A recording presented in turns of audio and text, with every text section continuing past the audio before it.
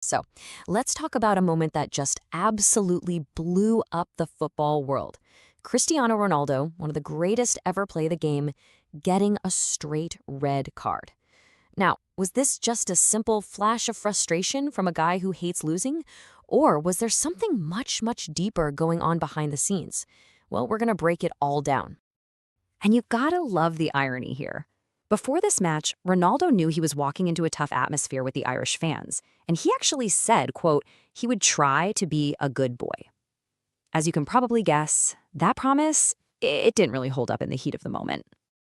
Okay, let's dive right into the heart of it. The actual incident that got one of the planet's most famous athletes sent for an early shower. All right, so picture this. It's the 60th minute. Portugal is actually losing. Ronaldo is in the box, trying to get into position, and he's tangled up with Irish defender Dara O'Shea. There's some contact, an elbow connects, and O'Shea hits the deck. All of a sudden, it just explodes. The ref initially gives a yellow, but then VAR gets involved. After a quick look at the monitor, the final verdict comes down. It's a red card.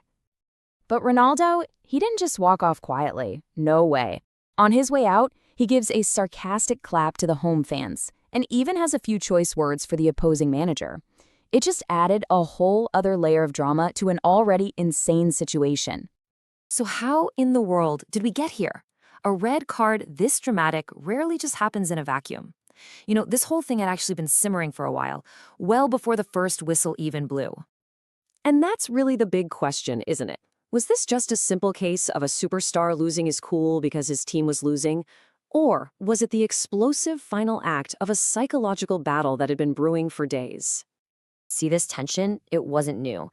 In the last game between these two, Ronaldo actually had a penalty saved. Then, just the day before this match, the Irish manager publicly told the referee not to be swayed by Ronaldo's star power. Ronaldo, of course, heard this and fired right back, accusing the manager of playing mind games. The stage was absolutely set for a showdown. And of course, after the red card, the fight moved from the pitch to the press conference room. And as you'd expect, the two managers had completely different takes on what went down. And these two quotes, they just perfectly sum up the whole controversy. On one hand, Ireland's manager Hallgrimsson is basically saying, hey, maybe my mind games worked. But Portugal's manager, Roberto Martinez, he's blaming the Irish defender for going down way too easily. It's the classic he said. So, from the Portuguese side, Roberto Martinez is painting a picture of a captain who was provoked.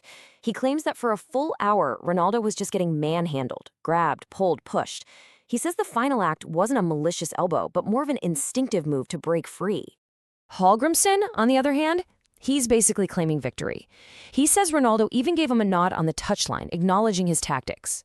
He's saying, look, the blame is 100% on Ronaldo for his own actions, not on any mind games from me.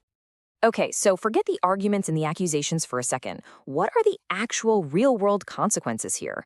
Because this is where it gets really serious, especially with a World Cup right around the corner. And it all boils down to one number: 3. As in a potential 3-match ban. And that could have massive, massive implications for Portugal's entire World Cup campaign. You see, this isn't your standard one-game suspension for getting 2 yellow cards. FIFA's rules are very clear on this. An act like elbowing an opponent is defined as violent conduct, and that carries a minimum ban of 3 matches. Period. So let's spell out what's truly at stake here. He's definitely out for the very next qualifier, but if he gets that 3-match ban, it could mean he misses the first 2 games of the actual World Cup. Or maybe even worse, he could miss the crucial do-or-die playoff games that they might need just to get there in the first place. I mean, for a player who is very likely in his last World Cup cycle, this single moment of madness could put his entire tournament, his potential last dance on the world's biggest stage, in real jeopardy. And in the end, it was the Irish manager who got the last word. He pretty much dismissed the entire thing with a little bit of a condescending tone, calling it just a moment of a little silliness from one of the greatest players of all time. So what do you think? Was it just a moment of silliness from a frustrated superstar? Or was it the predictable outcome of a deliberate, strategic psychological war? Was Ronaldo provoked beyond his breaking point? Or did he just flat out lose control? In the end, there's probably only one person who truly knows the answer.